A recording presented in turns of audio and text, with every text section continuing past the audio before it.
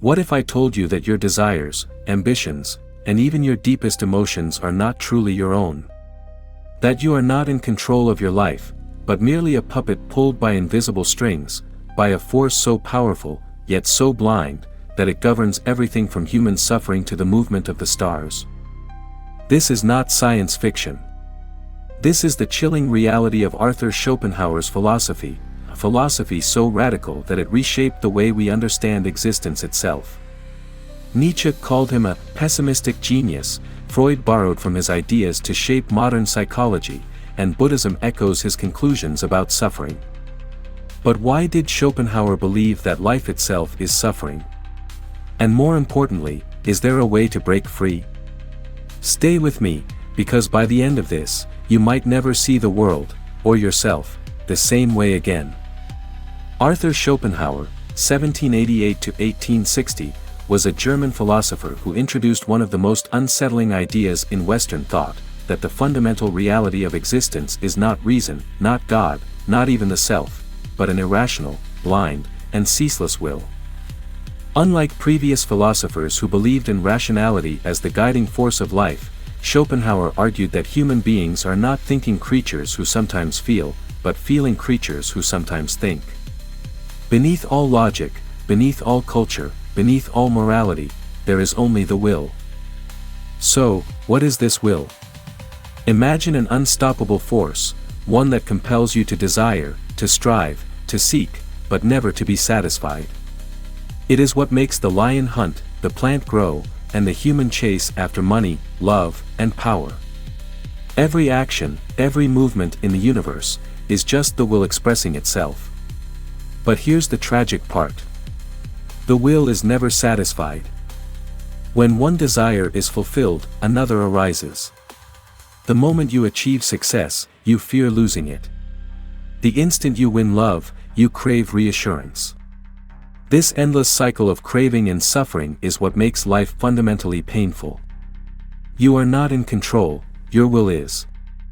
This is remarkably similar to what Buddhism calls dukkha, the suffering that arises from attachment.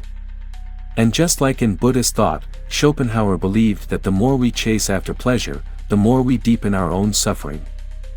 But if life is suffering, is there a way to escape? Can we ever break free from this relentless will that drives us? Schopenhauer believed there was a way to transcend suffering, to quiet the storm within, and to experience something beyond endless desire. And the answer?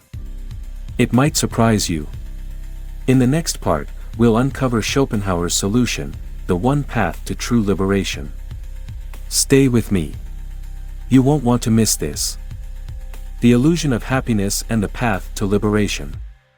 Think about the last time you truly wanted something, a promotion, a relationship, a new car, or even just a fleeting moment of recognition. You probably believed that once you got it, you'd finally be happy. And yet, the moment you achieved it, what happened? Did the feeling last? Or did another desire immediately take its place? Schopenhauer would tell you, it's always the latter. You see, we spend our lives chasing happiness, but we never seem to catch it. We live under the illusion that once we get what we want, we'll be satisfied. But the moment we reach our goal, the excitement fades, and a new craving takes over. It's an endless cycle of longing, struggle, and disappointment. Why? Because our very nature is built to desire, not to be fulfilled. But if that's the case, what's the way out? How do we stop this relentless suffering? Schopenhauer had an answer, one that is radical, counterintuitive, and deeply unsettling. But before we get there, we need to understand exactly why happiness is an illusion and why suffering is the default state of life. The trap of the will, why happiness can never last. Schopenhauer believed that all living beings are dominated by will, an unconscious, blind force that compels us to act, to chase, to strive, but never to rest. Everything in nature is driven by this will to live, from the smallest insect to the most ambitious human being. Think about hunger. When we're starving, we're miserable. We eat, and for a moment, we feel relief. But not long after, hunger returns, and the cycle starts again. The same thing happens with desire. When we lack something, a relationship, money, power, we feel restless, dissatisfied. We struggle to obtain it, believing it will bring lasting joy. But the moment we get it, the pleasure fades, and a new craving replaces the old one. This is why Schopenhauer wrote, "Life swings like a pendulum backward and forward between pain and boredom." We suffer when we lack something, but the moment we achieve it, the suffering doesn't end, it just transforms into boredom, restlessness, or a new kind of longing. This cycle is universal. The richest billionaire, the most successful artist, the most powerful ruler, all are still caught in this trap. It's why many people, even after reaching the heights of success, still feel unfulfilled, still seek something more, still struggle with depression, anxiety, or an inexplicable emptiness. Happiness, then, is not a lasting state, it's just a brief pause in an endless game of suffering and craving. But if chasing happiness only leads to more suffering, then how do we break free? The path to liberation, escaping the will. Schopenhauer believed that true peace and freedom come only when we find a way to silence the will. To stop being a slave to our desires. But how? He offered 3 key paths to escape suffering. 1. The power of aesthetic experience, art and beauty as an escape. For Schopenhauer, art is not just entertainment, it is one of the only ways we can temporarily detach from the will and experience true relief from suffering. Why? Because when music, in particular, was special to Schopenhauer. He believed it was the purest form of art because it directly bypasses the intellect and speaks to something deeper within us. Unlike words or images, which are tied to concepts and reason, music conveys emotion and existence itself, free from personal desire. Think about the last time you were truly lost in music, feeling something deeper than words can express.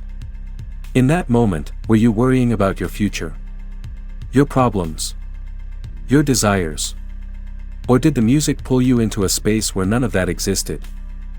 That is the power of art, it transcends suffering by pulling us out of ourselves, if only for a moment. But the problem?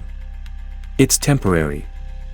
The moment the song ends, reality pulls us back into the cycle of craving and pain. So, if art is only a brief escape, is there a more lasting way to silence the will? 2. The ethical life, compassion as a weapon against suffering. Schopenhauer had a surprisingly moral side to his philosophy, despite his deep pessimism. He argued that since all human beings are caught in the same trap of suffering, the only meaningful way to live is with deep compassion for others. In other words, once we realize that everyone is struggling, whether rich or poor, powerful or powerless, it awakens within us a sense of unity, an understanding that we are all suffering together. This is why Schopenhauer believed that the most ethical people were those who were able to recognize suffering in others and act with selflessness and kindness. But even compassion has its limits. It may make life more bearable, but it doesn't fully free us from the will. Which brings us to Schopenhauer's most extreme and controversial idea, renunciation. 3. Denying the will, the ultimate escape. Schopenhauer believed that the only way to achieve lasting peace was to completely renounce desire itself. This idea has strong parallels with Buddhism, particularly the concept of nirvana, a state of freedom from craving and suffering. But unlike Buddhism, which teaches spiritual practices to achieve enlightenment, Schopenhauer's version was far darker. He believed that those who see through the illusions of life eventually lose all desire for the world. They stop chasing happiness. They stop seeking pleasure. They even stop fearing death, because death is simply the end of the will's torment. This idea is not about despair, it's about transcendence. The more we detach from our desires, the more we free ourselves from suffering. For Schopenhauer, the greatest individuals were not kings or warriors, but ascetics, those who rejected worldly pleasures, lived in solitude, and embraced a state of inner emptiness. But is this a realistic solution? Can a person truly live without desire? Closing intrigue, what comes next? Schopenhauer's ideas are radical, unsettling, and yet hauntingly familiar. Who among us hasn't felt the constant dissatisfaction he describes? Who hasn't wished for an escape from the cycle of craving and disappointment? But what if Schopenhauer was wrong? What if there's another way to deal with suffering, one that doesn't involve withdrawing from life, but instead facing it head-on? Because not everyone who read Schopenhauer became a pessimist. In fact, his ideas inspired one of the most famous and powerful philosophies of self-overcoming, one that would change the course of history. In the next part, we explore how Schopenhauer's dark vision of existence gave birth to Nietzsche's idea of the will to power, a philosophy that doesn't just endure suffering, but transforms it into strength. You won't want to miss this. From Will to Power, the rebellion against pessimism. If life is nothing but an endless cycle of desire and suffering, does that mean we are doomed to be prisoners of our own cravings forever? Schopenhauer thought so. To him, there was no ultimate redemption, no happy ending, only a slow, painful process of detaching from life until all desires fade away. But not everyone accepted his bleak vision.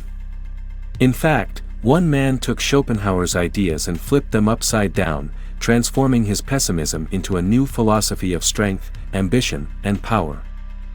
That man was Friedrich Nietzsche.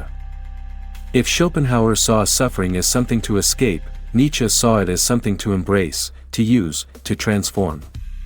He believed that the will Schopenhauer described wasn't a curse, it was the very key to greatness. This is where Schopenhauer's philosophy takes an unexpected turn. Because out of his darkest conclusions, a new vision of human potential was born, one that continues to shape modern psychology, self-improvement, and even leadership today. But before we get to Nietzsche, we need to fully understand just how deep Schopenhauer's pessimism went, why he rejected life itself, and why some thinkers refused to accept his conclusions. The ultimate tragedy: why Schopenhauer rejected life. To Schopenhauer, existence itself was a mistake. He didn't just believe that life was difficult, he believed it was fundamentally flawed, unjust, and without purpose. This wasn't just intellectual speculation. Schopenhauer saw suffering everywhere. In the natural world, where animals constantly hunt, kill, and consume each other in a brutal struggle for survival. In human relationships, where love is often a painful illusion created by biological instincts rather than genuine happiness. In ambition and success, where even those who achieve greatness find themselves empty, restless, and haunted by new desires. To Schopenhauer, pain was not an accident of life, it was the essence of life. And if that was true, then the only logical conclusion was to reject life entirely. This is why he admired Buddhism so much. He believed that the highest goal of existence was to deny the will, suppress desires, and ultimately escape from the cycle of suffering. Some interpreted this as a call to asceticism, living like a monk, renouncing pleasures, and rejecting material concerns. Others saw it as an argument for passivity, even nihilism, the belief that since life is suffering, nothing really matters. But not everyone was convinced. One man saw in Schopenhauer's ideas a dangerous trap, a path that could lead to weakness, decay, and stagnation. That man was Nietzsche, and his response to Schopenhauer would change the course of modern philosophy. Nietzsche's rebellion: why reject the will when you can master it? Friedrich Nietzsche was both inspired and horrified by Schopenhauer. He admired his brilliance, but he saw his rejection of life as a fatal mistake. To Nietzsche, suffering wasn't something to avoid, it was the very thing that made life meaningful. If life is struggle, Nietzsche argued, then the answer is not to escape it, it is to embrace it fully and rise above it. And so, he took Schopenhauer's will to live and transformed it into something far more powerful. The will to power. Nietzsche agreed with Schopenhauer that human beings are driven by an unstoppable force, but he rejected the idea that this will should be denied or suppressed. Instead, he believed that the greatest individuals in history, artists, warriors, leaders, were the ones who harnessed their suffering, used their desires, and turned struggle into strength. Where Schopenhauer saw the will as a curse, Nietzsche saw it as a source of greatness. To live is to suffer, to survive is to find some meaning in the suffering. Nietzsche. The evolution of strength, suffering as the path to greatness. Nietzsche's response to Schopenhauer led to some of the most powerful and revolutionary ideas in modern philosophy, including 1. Amor fati, loving one's fate. Instead of running from suffering, Nietzsche taught that we should embrace everything that happens to us, even the painful parts. He called this amor fati, or the love of fate. Rather than seeing life as a curse, the strong accept everything, the suffering, the failures, the hardships, and use them as fuel to grow. For example, instead of seeing rejection as a tragedy, the strong see it as a lesson. Instead of letting failures destroy them, they turn them into motivation. Instead of fearing struggle, they seek out challenges to test themselves. Where Schopenhauer saw suffering as a reason to withdraw from life, Nietzsche saw it as the path to transformation. 2. The Übermensch, the next stage of human evolution. Nietzsche introduced the idea of the Übermensch, the overman or Superman. This was his vision of the ideal human, someone who does not break under suffering, but instead uses it to rise above mediocrity. For Nietzsche, most people live passively, accepting what life throws at them. They live according to society's rules, religious traditions, or cultural expectations, never fully realizing their potential. But the Übermensch is different. He creates his own values, embraces his struggles, and pushes himself beyond ordinary human limits. This is where Nietzsche completely breaks away from Schopenhauer. Schopenhauer believed the only way to escape suffering was to detach from the world and give up desires. Nietzsche believed the way to escape suffering was to conquer it, to use it, to transform it into power. This idea has had a profound impact, not just in philosophy, but in psychology, self-improvement, and even leadership. Who was right? The eternal debate. Schopenhauer and Nietzsche represent two completely different responses to life's suffering. Schopenhauer tells us, life is painful, and happiness is an illusion. The best way to deal with suffering is to detach from desires, renounce the will, and seek inner peace. Nietzsche tells us, life is painful, but suffering can be used as fuel. The best way to deal with suffering is to embrace it, overcome it, and use it to create something greater. Both men saw the world clearly, but they reached opposite conclusions. And now, the real question is, which path will you choose? Will you follow Schopenhauer's road of detachment, acceptance, and inner stillness? Or will you take Nietzsche's path of struggle, ambition, and self-overcoming? Both lead to different forms of peace. Both offer an escape from meaninglessness. But they require completely different mindsets. And that's where the next part of our journey takes us. Because Schopenhauer's influence didn't just shape Nietzsche. It shaped modern psychology, Eastern philosophy, and even today's self-improvement movement. So in the next part, we'll explore how Schopenhauer's ideas are still shaping the way we think today, and whether his dark vision of life might contain more truth than we're willing to admit. Stay tuned. Because the debate isn't over yet. For centuries, thinkers have debated one of the most haunting questions of philosophy. Is life worth living? Schopenhauer's answer was clear: no. Life is suffering. Desire is a curse. Happiness is an illusion. The only way to escape the torment of existence is to reject the will, to detach from desires and fade into peaceful nothingness. Nietzsche, as we saw in the last part, rebelled against this idea. He took Schopenhauer's bleak vision and turned it into a philosophy of power, arguing that instead of rejecting life, we should embrace suffering, transform it, and use it to forge something greater. But now we come to the final and most unsettling question. Was Schopenhauer right after all? Because despite Nietzsche's optimism, despite our modern obsession with self-improvement, something strange is happening in the world today.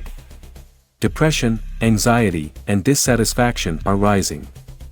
More people than ever feel lost, unfulfilled, and disconnected, despite having more wealth, freedom, and comfort than any generation before them. Could it be that Schopenhauer saw something we refuse to admit?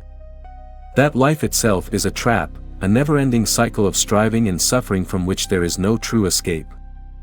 Or is there another way, a final, hidden answer that neither Schopenhauer nor Nietzsche fully uncovered? Stay with me, because what we're about to reveal might change the way you see life itself. Schopenhauer's last lesson, the hidden structure of human misery. If we strip away illusions, Schopenhauer argued, we see a brutal truth. Everything we do is just another form of distraction from suffering. Think about it. Why do people seek money, love, or power? Not because these things bring lasting happiness, but because they temporarily relieve dissatisfaction. But here's the trap. The moment we get what we want, the pleasure fades. A new desire immediately takes its place that we chase again. It never ends. The modern world has made this cycle even worse. In Schopenhauer's time, people struggled to survive. Today, we don't even need to fight for food or shelter, yet we're still miserable. Why? Because the will is still at work. Instead of struggling for survival, we struggle for meaning, constantly chasing social status, approval, relationships, success, and validation. Social media, advertising, entertainment, they all feed this cycle. They make us crave things we don't need, convincing us that happiness is just one more purchase, one more achievement, one more dopamine hit away. But Schopenhauer tells us, it's all an illusion. Nothing we gain will ever be enough. Because the problem isn't out there, it's inside us. The modern relevance of Schopenhauer, why his ideas still matter today. Here's what makes Schopenhauer's philosophy more relevant than ever. Our world is built to exploit desire. Every ad, every algorithm, every trend is designed to keep you wanting more, the cycle of pain and boredom that Schopenhauer described. It's now industrialized, mass-produced, and available 24/7. That we are more connected than ever, yet more disconnected from ourselves. People spend hours online, consuming endless content, yet they feel more lonely, more restless, more unfulfilled. Why? Because we're drowning in stimulation, but starving for meaning. Even success doesn't bring peace. The richest, most famous people in the world still struggle with depression and emptiness. Why? Because you can't outrun the will. No matter how much you achieve, it will always whisper, what's next? So was Schopenhauer right? Is the only solution to renounce life, to detach, to let go, to reject all desires? Not necessarily. Because while Schopenhauer's diagnosis of life was brutally honest, his solution wasn't the only way out. The third path, can we master the will without destroying it? If we put Schopenhauer and Nietzsche side by side, we see two extreme approaches. Schopenhauer, escape the will. Renounce life. Let go, Nietzsche, embrace the will. Struggle. Conquer. But what if there's a third way, one that combines the best of both? Instead of being a slave to desire or killing desire entirely, what if we could control it? Think about it. Instead of chasing happiness, we can train ourselves to find contentment in the present moment. Instead of letting desire rule us, we can redirect it toward things that actually matter. Instead of trying to escape suffering, we can use it as fuel for growth, without being consumed by it. This is where modern psychology, mindfulness, and ancient wisdom meet. From Stoicism to Zen Buddhism to modern neuroscience, the most powerful insights on human nature teach us. You can't eliminate suffering, but you can change how you respond to it. You can't escape desire, but you can choose what to desire. You don't have to renounce life or worship power. You can master your own mind and take control of your own reality. And that is where we leave Schopenhauer, not as the final answer, but as a starting point for a greater understanding of human nature. Final revelation, what this means for you. So, what do we do with all of this? If Schopenhauer is right, then the pursuit of happiness is a trap. If Nietzsche is right, then we must use suffering as a tool for power. But if there is a third way, then we must learn to master our own will, to neither be ruled by it nor destroyed by it. And that brings us to the ultimate question. What do you believe? Will you follow Schopenhauer and renounce desire? Will you follow Nietzsche and chase greatness? Or will you forge your own path, one that balances wisdom, power, and self-mastery? The choice is yours. Schopenhauer may have given us one of the darkest views of life, but his ideas still shape modern philosophy, psychology, and even self-improvement today. Because whether we agree with him or not, his insights force us to ask the most important questions. What does it mean to live a meaningful life? How do we deal with suffering? Can we ever truly be free from desire? And the truth is, we've only scratched the surface. In the next videos, we're going deeper. We'll explore how Schopenhauer's ideas influenced modern psychology, including Freud's theory of the unconscious. The hidden connections between Schopenhauer, Buddhism, and Stoicism, and what they can teach us today. The secret ways the modern world manipulates your desires, and how to take back control of your mind. So if you want to understand human nature on the deepest level, if you want to see through the illusions of life itself, then make sure you subscribe and turn on notifications. Because this is just the beginning. The truth about life is far darker, and far more powerful, than you've ever imagined. See you in the next one.